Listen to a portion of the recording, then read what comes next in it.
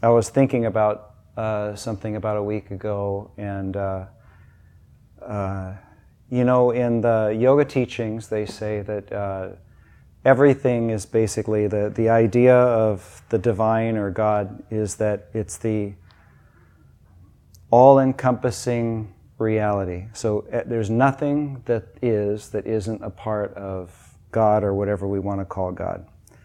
And everything that we experience is kind of in the manifest is made of one of 8 or a combination of 8 vibrations, 8 different aspects of the divine.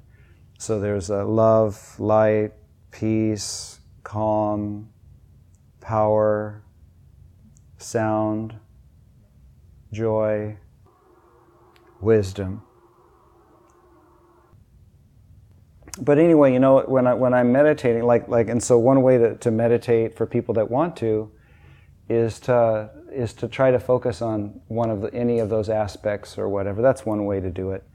I don't usually do that. I'm usually focused on what I'm inspired about. But the funny thing is that, let's say I'm really connected with nature and with Yogananda, and I'm meditating on that at the front of my brain or something, and I'm trying to forget my body and kind of forget everything and remain really alert.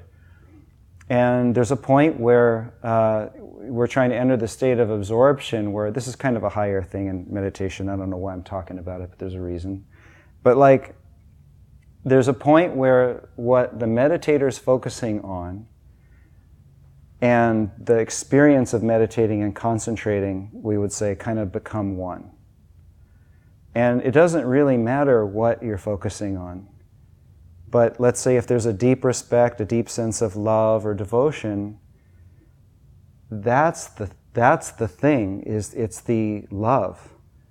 That it's not so much the point of focus, it's your experience of love or gratitude or whatever that might be, that is kind of like the way into a deeper experience of your own self.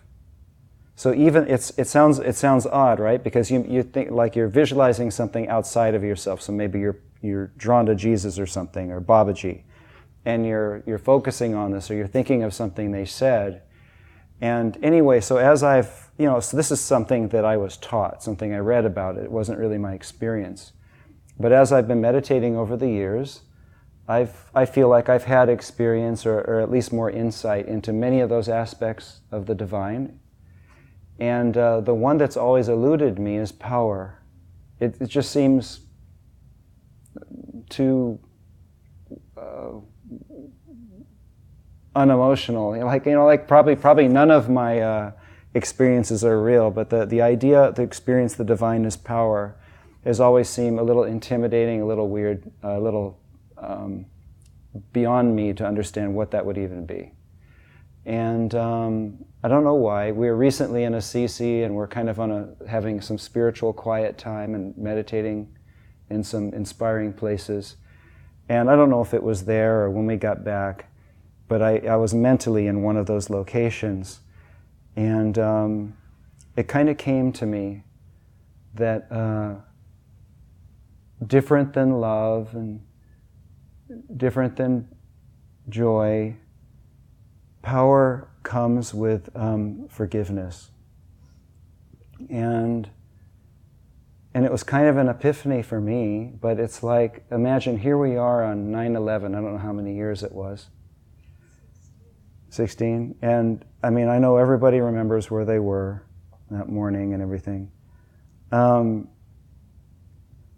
this world is like it's like a sticky place. It just can catch you. There's so many ways you can be caught in negativity and fear, anger, resentment, loathing of others, or self-loathing and everything else, wanting everything to be different than it is. And if we're not careful, it's almost like you're wearing a garment, like a sweater, that picks up lint. Have you ever had a piece of clothes that you couldn't even use because it always picks up lint? And it's like, I think when we're making it spiritually, when we're kind of getting there, we're not so clingy. Things don't stick onto us as much. And so we can have the same experience as everyone else. And it's not that we don't care and we don't feel it. but it doesn't stick on us. It's not something that we end up carrying around for years and years and eons, right? And if we can't, I mean, in the beginning, I think, whatever it is that holds us back, I can only speak for myself, and that's my only way of knowing other people is to know myself, really. And I know we're not all the same. But for me personally, the inability to accept the way things are, the things that have happened in my past and others' pasts, and especially the inability to forgive the wrongs that from a human perspective seemed clearly wrong at one time or another, that happened to me or that I did to others, is debilitating to my own energy, my own power, my own freedom, my own ability to understand. Because every bit of energy, every hurt, every regret, every little thing that we wish could be a different way than it was, is a commitment of energy from our own system, let's say. And I know from meditating that the reason we don't eat before we meditate, the reason we warm up the body and breathe before we meditate, the reason we want fresh air when we meditate, is because the more energy we have, the more conscious we are. The more conscious we are, the more we can find the solutions to our problems or just see those problems disappear before our eyes.